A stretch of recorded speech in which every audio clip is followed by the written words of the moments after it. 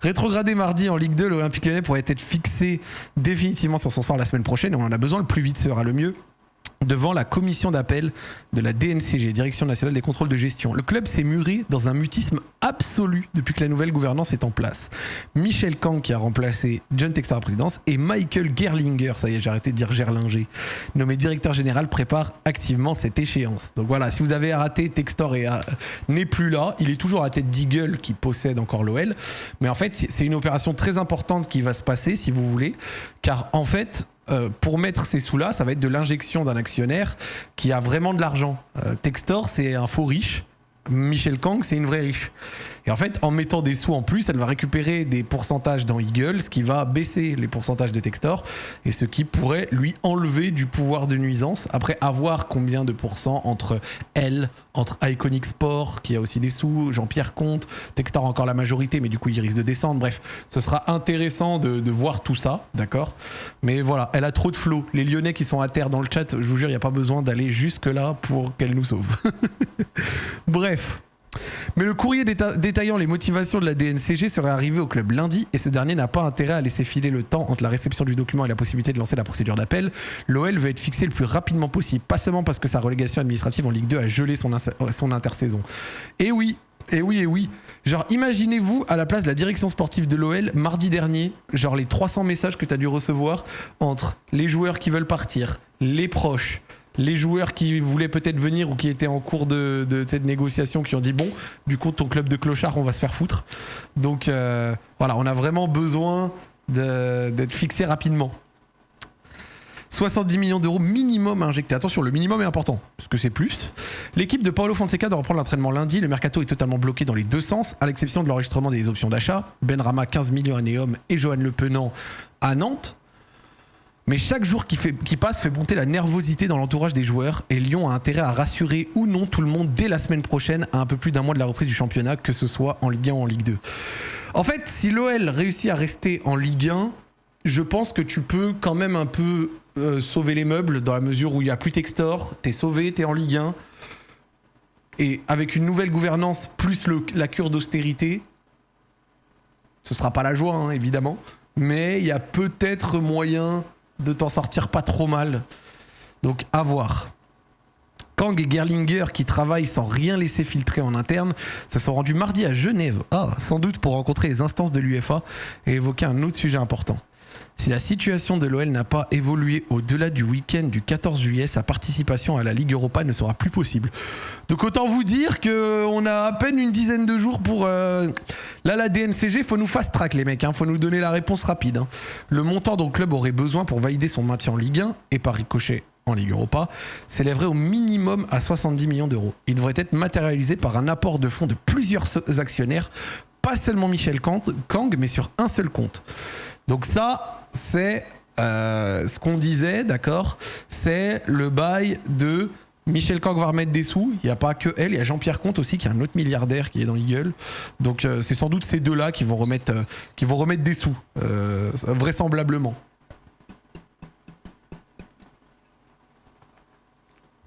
Et l'Olympique Lyonnais espère défendre sa cause avec de nouveaux représentants et de meilleurs arguments dans le courant de la semaine prochaine.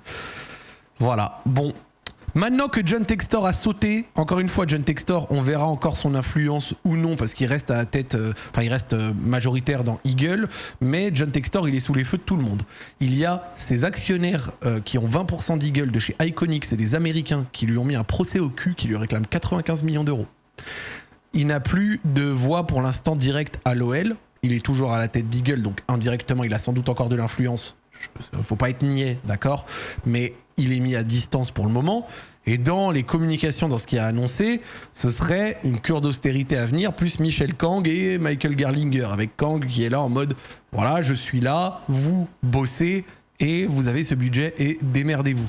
Je me permets, parce que je sais que ça va aussi aller sur YouTube, mais que j'ai un peu plus de monde sur Twitch que d'habitude, on va quand même lire en rapidité, je vous refais l'article, parce que peut-être que certains ne l'avaient pas vu, donc même s'il a maintenant 2 jours, je vous le fais en rapide. En tournant la page Textor, l'OL prépare une sévère cure d'austérité. On se le regarde pas tout en entier, mais on s'en retient les principaux axes, d'accord ? Mais en gros, qu'est-ce qui va se passer ? Alors attendez, je fais F5, hop, Voilà. Depuis mardi, blablabla. Donc, comme avec Vincent Ponceau, elle sera une patronne attentive, mais à distance, qui délègue à son bras droit la gestion du club, donc Gerlinger dans le cas présent. Et il est peu vraisemblable que des deals type Ernest Nuama, Niakate ou Mangala soient conclus dans les prochaines semaines. Tout aussi peu vraisemblable qu'elle demande des explications à Paulo Fonseca sur la composition de ses équipes, chose que Textor pouvait faire. On s'en rappelle après le match contre Beşiktaş où il était allé gueuler. Gerlinger n'aurait pas intention de modifier la structure dirigeante qui lui convient et c'est une forme de désaveu supplémentaire pour l'ancien président. Et ensuite, le constat est que le club dispose en interne des ressources pour se redresser. L'ère Textor est terminée et et donc regardez ce que je vous disais. Son actionnariat devrait se diluer avec l'injection de plusieurs dizaines de millions d'euros par Kang au cours des prochains jours. Jusque-là, la nouvelle présidente détenait 5,5 et elle avait 7% supplémentaires en convertissant ses actions en investissement déjà réalisé. C'est-à-dire qu'elle avait déjà remis des sous. Donc, elle était peut-être plus ou prou à 12%. Il y a Iconic Sport qui avait 20%. Il y a Textor qui, je crois, est à peut-être 30 ou 40, je sais plus. Et en gros, avec l'argent qu'elle va rentrer en plus, elle va encore monter. Textor va encore descendre parce que ce ne sera pas en compte courant d'associés. Et donc, du coup, l'influence de Textor va baisser considérablement. Et au passage avec ça, donc du coup, avant même l'intronisation de Kang, la présence dès vendredi dans les locaux du club de Chris Malon, spécialiste de la restructuration d'entreprise, a donné le ton. La fin de Textor, c'est aussi le début d'une sévère cure d'austérité.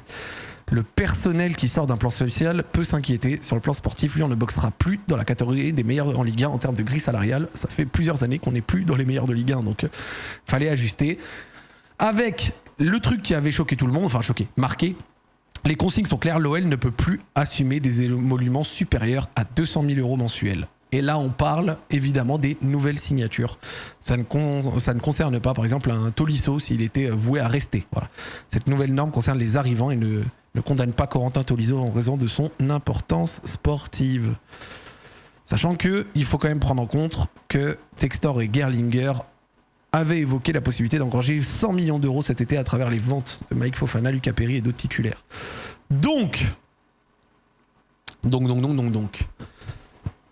70 millions d'euros à peu près, c'est écrit minimum, ça veut dire que c'est peut-être 70 millions ou un peu plus. Plus proche c'est 70 millions, mieux c'est. Est-ce que l'OL va en Ligue 2 pour 70 millions d'euros ? C'est une grosse somme quand même.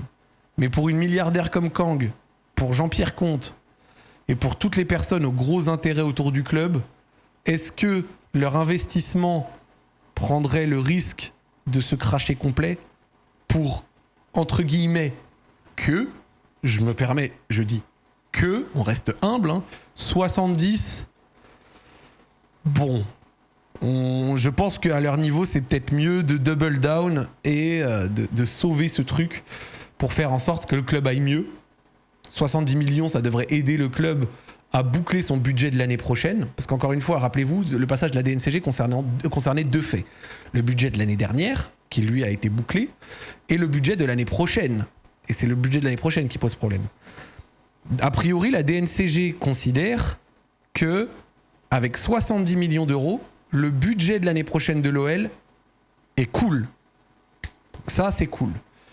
Et donc, du coup, si on réussit à rester en Ligue 1, je pense que c'est aussi pour ça qu'il y a les communications qui vont dans ce sens pour discuter de la cure d'austérité, d'accord ?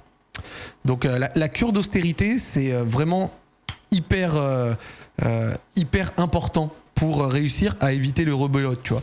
Par exemple, il y a quelqu'un qui dit la vérité dans le chat, qui dit une vérité qui pourrait être vraie. Il y a un gars, il a dit, mais Zach voit à long terme, ce sera rebelote en 2026. Et il a raison. Depuis le début avec Textor, à chaque fois, c'est une sanction un été pour se remanger une sanction l'été d'après ou l'hiver d'après. C'est la 3e fois qu'on est sous sanction DNCG, 3 ou 4 fois, bref.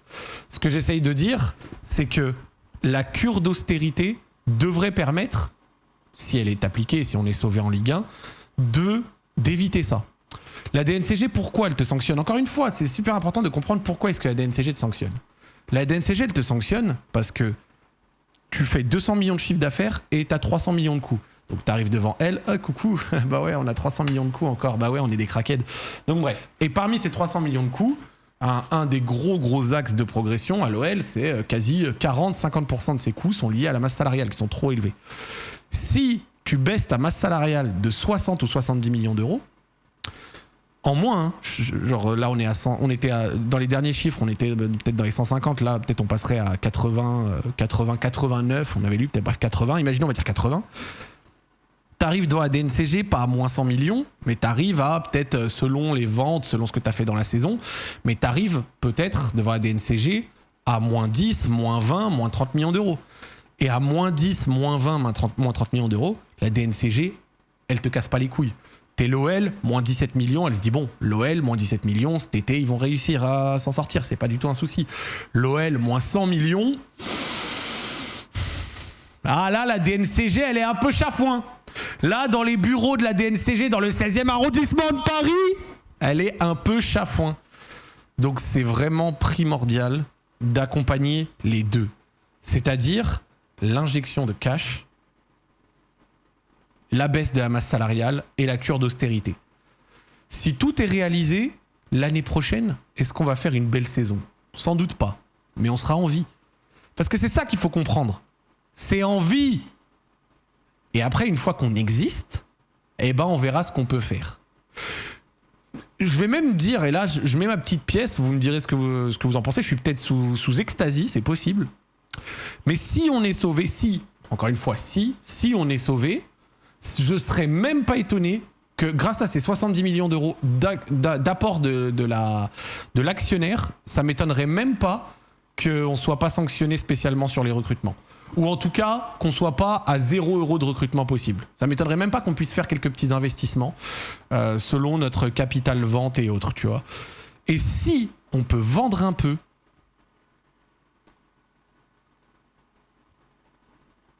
alors là, on est absolument royal. Donc déjà, première étape, on essaye de se maintenir. Deuxième étape, on espère ne pas être trop encadré. Et si on n'est pas trop encadré, eh ben, je pense qu'on peut faire une saison l'année prochaine qui peut être correcte selon la qualité du travail effectué cet été. Parce que cet été, on le voit, on parle de Perry sur le départ, de Malik Fofana sur le départ, de tous ces gens-là. Mais si on a quelques capacités pour les remplacer, ben, en réalité, je pense qu'on peut quand même s'en sortir avec une saison pas complètement immonde. Comme je l'avais dit, Lille post-Lopez, la première saison, bon, ça passe ça va en 8e de LDC, si vous vous rappelez, ça finit 9e en Ligue 1, c'est pas fou. Mais dès les années d'après, ça fait 5e, 4e et compagnie, tu vois. Donc peut-être que l'année prochaine, il faudra une petite saison, et désolé de le dire comme ça, mais genre point dans le cul. Mais peut-être que les années d'après, ça ira un peu mieux, tu vois. Donc voilà, il y avait Verretou aussi qui était en cours de départ, ce qui va faire beaucoup de bien. Hein. Là, on parle vraiment de salaires qui sont encore une fois beaucoup trop élevés, tu vois. Si on repart sur ça, hein.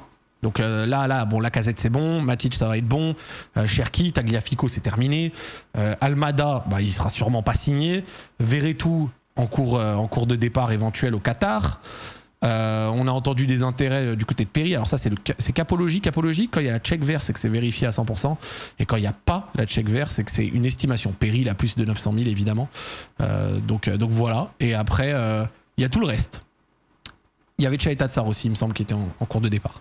Donc si tous ces gens partent et qu'on peut un peu remplacer, pourquoi pas? Super, on allège la masse salariale mais on n'a plus d'équipe. Ouais. Et ils vont te manquer. Ils vont te manquer, ces mecs payés super cher qui finissent 6e? Non, parce qu'au bout d'un moment, faut parler français. Genre Zerma, ils vont nous manquer, tous ces gens. Genre, hé les gars, avec tous ces mecs payés super cher, on finit 6e. Donc, arrêtez de croire que c'est soit on paye super cher les mecs et on finit 6e, ou alors on paye pas des mecs super chers et eux on finit dernier. Genre, je sais pas, il y a quand même du gris entre les deux. Tu vois ce que je veux dire? Il y a du gris entre les deux. Genre, je comprends pas ce doom dans la tête où les gens ils pensent c'est soit tu payes super cher les joueurs et tu finis 6e miraculeux, dernière journée de dernier moment, ou alors tu finis dernier. Bah non frérot, il y a quand même un lot de gris là-dedans. Bon évidemment qu'il y en a qui manquent dedans. Vous avez cité certains bons joueurs dans le chat. Oui, Malik Fofana, Cherki. Tu vois, il y a des bons joueurs. Il n'y a pas que des joueurs pourris à l'OL. Je suis pas fou. Mais ce que je veux dire, c'est que c'est nécessaire. Et laissons-nous le temps de voir avec qui on pourrait éventuellement les remplacer. Et si on les remplace, je le répète, je ne suis pas... Regardez, 4 dernières années. 7e, 8e, 6e, 6e. c'est pas des résultats extraordinaires. Est-ce que avec moins de masse salariale et des remplaçants payés moins cher, est-ce que c'est impossible de finir là-dedans? Je dis pas oui, je dis pas non, je dis que c'est vraiment pas certain. C'est pas ouf de finir dans ces places-là. Donc on verra.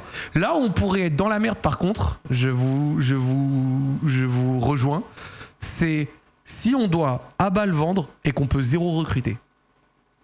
Si on doit à bas le vendre et qu'on peut zéro recruter, genre zéro de chez zéro, alors là oui, là les gars, je suis totalement d'accord avec vous, on est dans la barbe à merde. Mais si on peut un peu recruter, genre juste ce qu'il faut quoi, genre avec des recrutements intelligents, je pense qu'on peut s'en sortir. Donc on verra.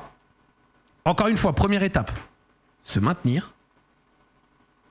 Et on verra où est-ce que ça va nous mener.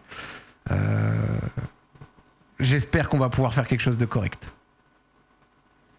On veut un encadrement, nous c'est tout. En fait, l'avantage genre de Textor out, maintenant on verra ce que les actes vont dire, et les actes sont le truc primordial, ce qui est le plus important. Mais pour l'instant, dans ce qui nous est communiqué, dans ce qui transparaît de la fin de Textor, c'est que Textor, pour l'instant, les deals Nottingham Forest, les budgets explosés, les n'importe quoi, on nous annonce que pour l'instant c'est fini. Donc vraiment, si ça se passe comme ça, je mets un gros si, parce que Michelle Kang, ça reste une associée de Textor qui était dans Eagle. Après, elle n'était pas dans Eagle à 100% dans la mesure où elle n'avait pas un gros pourcentage, elle gérait surtout les filles, peut-être qu'elle laissait Textor faire son truc chez les gars. Mais si, comme on le lisait dans l'article, c'est vraiment une femme en mode moi, je mets les bonnes personnes au bon poste, je leur donne un budget et ils se démerdent. Donc si c'est ce que je viens de dire, ce serait peut-être possible d'avoir un scénario en mode maintien en Ligue 1, recrutement possible et Textor out. Et si on a les trois là que je viens de décrire, comment je vais pleurer? Comment je vais pleurer?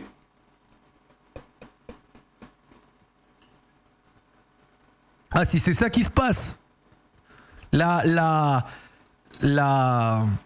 l'expression un mal pour un bien n'aura jamais été aussi réelle. Aussi réelle. Encore une fois, je pense que vous l'avez capté, on reste humble, on met des si, on parle au conditionnel, on discute avec le niveau d'information qu'on est là tout de suite au 3 juillet de minuit 2. Mais il y a un petit monde où on peut s'en sortir plutôt pas mal, tu vois. On verra où est-ce que ça va nous mener. C'est vrai que les Lyonnais, on n'a souvent pas le droit au bonheur. Mais c'est vraiment intéressant. Tu crois vraiment que les 70 seront donnés? L'article L'équipe annonce que ce sera donné par des actionnaires. Et en réalité, encore une fois, juste, on va rester encore une fois très terre à terre parce que il n'y a aucune certitude. La question étant que Kang milliardaire, Compte milliardaire, Iconic Sport qui sont aussi dedans, bon même Textor, tout ce que tu veux, bref. Et ces derniers sont tous, tu vois, assez des chéris, quoi. Et ce que j'essaye de dire, c'est que du coup, on parle de 70 briques. Est-ce que l'OL va en Ligue 2 pour 70 briques? Je ne suis pas sûr. Je suis pas sûr. Donc, ouais.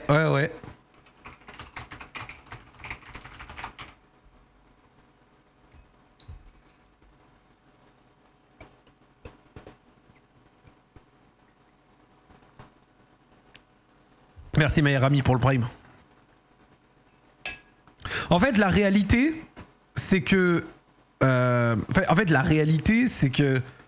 si l'OL descend, leur investissement entier tombe en ruine. Si l'OL descend, leur investissement entier tombe en ruine. Donc, en fait, c'est soit vous voyez votre investissement tomber en ruine, soit vous mettez 70 millions pour le préserver et lui donner un second souffle pour que ça aille mieux. Ce serait débile de leur part de laisser le truc tomber en ruine, quoi. L'avantage aussi de cet appel, c'est que maintenant, on sait clairement ce que la DNCG veut. Par contre, je vais dire un truc, les gars.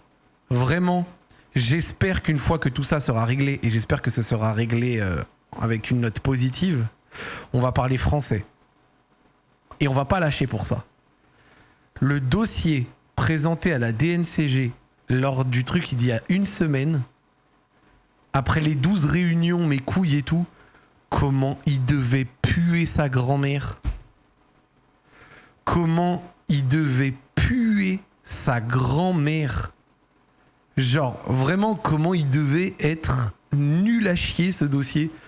Avec des failles et des bêtises dans tous les sens et tout. Genre, vraiment, ça devait être une énorme horreur. Donc,